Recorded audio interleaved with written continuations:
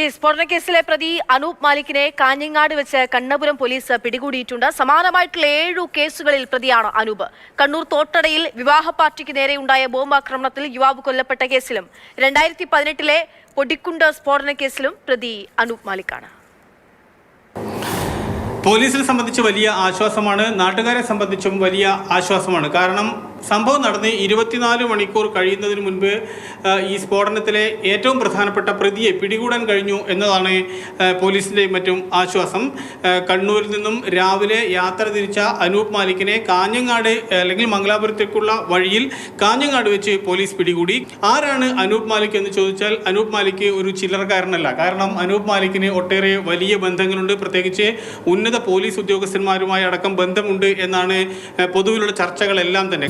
രാഷ്ട്രീയത്തെക്കുറിച്ച് ഇദ്ദേഹത്തിന്റെ നേരത്തെ ഇവിടെ രാജേന്ദ്ര കോളനിയിൽ ഇത് ഉണ്ടായിട്ടുള്ളതാണ്. ഇദ്ദേഹമാണ് എങ്കിൽ ഇദ്ദേഹം നിർമ്മിച്ചിട്ട് ഇത് ആർക്ക് സപ്ലൈ ചെയ്യുന്നു? 2016 പള്ളിക്കുന്നിൽ ഒരു ഉഗ്രസ്ഫോടനം ഉണ്ടായി. അവിടെ 5 പേർക്ക് പരിക്കേൽക്കുകയും ഒരു വീടിന്റെ ഭാഗം പൂർണ്ണമായും തകരുകയും ചെയ്തു. ഒരു വാഹനമടക്കം അത് തകർച്ചയിൽ പെടുകയും ചെയ്തു.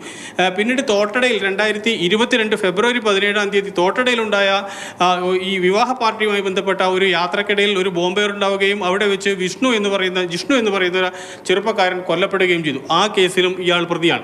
അതിനെല്ലാം അപ്പുറം കണ്ണൂർ കോർപ്പറേഷന്റെ ചാലക്കുന്നിലുള്ള ഒരു സ്ഥാപനത്തിൽ അല്ലെങ്കിൽ ഈ മാലിന്യങ്ങളെല്ലാം തന്നെ ശേഖരിക്കുന്ന സ്ഥാപനത്തിനകത്ത് വെടിമരുന്നുകളും ഇത്തരത്തിലുള്ള സ്ഫോടക വസ്തുക്കളും ശേഖരിച്ചു എന്നൊരു കേസും കൂടി ഇയാളുടെ പക്ഷത്തുണ്ട്. ഇയാളുടെ ഈ അനൂപ് മാലിക്കിൻ്റെ പേരിലുണ്ട്.